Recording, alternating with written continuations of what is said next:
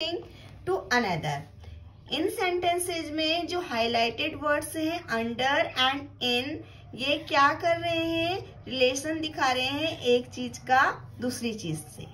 In the first sentence the word under shows the relation between the dog and the table। जो पहला sentence है उसमें under word relation दिखा रहा है डॉग का और टेबल का। In the second sentence, the word in shows the relation between the boys and the field। Second sentence में जो word in है वो रिलेशन दिखा रहा है बॉयज का फील्ड से, तो इनमें आपस में रिलेशन बता रहा है। तो ये वर्ड्स को क्या बोलते हैं, इन वर्ड्स को प्रीपोजिशंस बोलते हैं। ऐसे वर्ड्स जो एक चीज का दूसरी चीज से रिलेशन शो करते हैं उन्हें हम प्रीपोजिशन बोलते हैं। What is the definition of preposition? Preposition are the words used before noun or pronouns to show that their relation with another word or words in sentences. तो प्रीपोजिशंस ऐसे words हैं जो कि नाउन्स के और pronounce के पहले use होते हैं, उनका रिलेशन शो करने के लिए दूसरे वर्ड के साथ या वर्ड्स के साथ एक सेंटेंस में। Okay, now some common prepositions. कुछ कॉमन प्रीपोजिशंस क्या हैं? Look at the following pictures carefully and observe the preposition of the cat.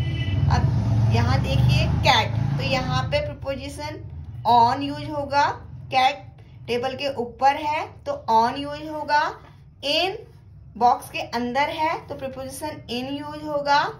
Box के बाहर है तो आउटसाइड यूज होगा।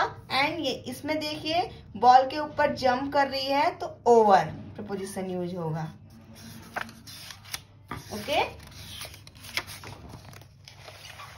now see your exercise, underline the prepositions in the following sentences। In sentences में हमको prepositions identify करके underline करने हैं। Number 1, I found a football behind the chair। मुझे एक फुटबॉल मिली चेयर के पीछे। तो यहाँ पे behind वर्ड क्या है, preposition है, वो रिलेशन शो कर रहा है फुटबॉल के बीच में एंड चेयर के बीच में। The key is on the table, तो की टेबल के ऊपर है, यहाँ पे on वर्ड्स प्रीपोजिशन है, ये रिलेशन शो कर रहा है की का टेबल से।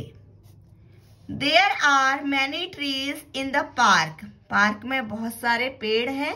यहाँ पे इन क्या है, प्रीपोजिशन है और ये रिलेशन शो कर रहा है किसके बीच में, ट्रीज एंड पार्क के बीच में।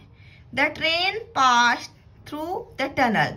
ट्रेन टनल के थ्रू पास हुई, तो यहाँ पे थ्रू वर्ड प्रीपोजिशन है एंड ये रिलेशन शो कर रहा है ट्रेन एंड टनल का। We were present at the party. हम पार्टी में प्रेजेंट थे। Here at is preposition. Okay, ये हमारे और पार्टी के बीच में रिलेशन शो कर रहा है। Neha is playing out of the house. Neha घर के बाहर खेल रही है। हेयर आउट इज प्रीपोजिशन और ये वर्ड रिलेशन शो कर रहा है किसके बीच में, नेहा के एंड हाउस के। We got on the bus. हम बस में चढ़े। Here on is preposition and ये ऑन वर्ड यहाँ पे रिलेशन शो कर रहा है वी एंड बस के बीच में। The dog is sleeping under the table. Dog table के नीचे सो रहा है, तो यहाँ पे अंडर वर्ड प्रीपोजिशन है, तो डॉग एंड टेबल के बीच में रिलेशन शो हो रहा है।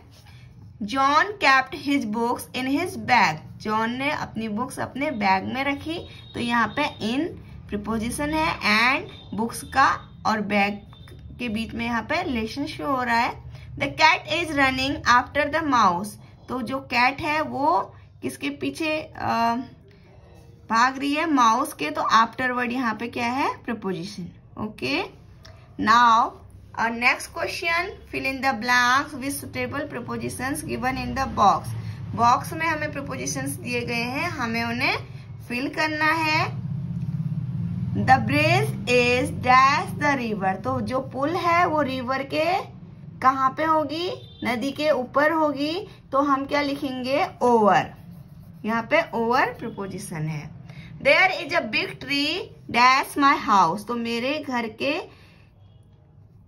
हाउस है तो हम लिख सकते हैं यहाँ पे in front of my house, मेरे घर के सामने क्या है, एक बड़ा सा पेड़ है।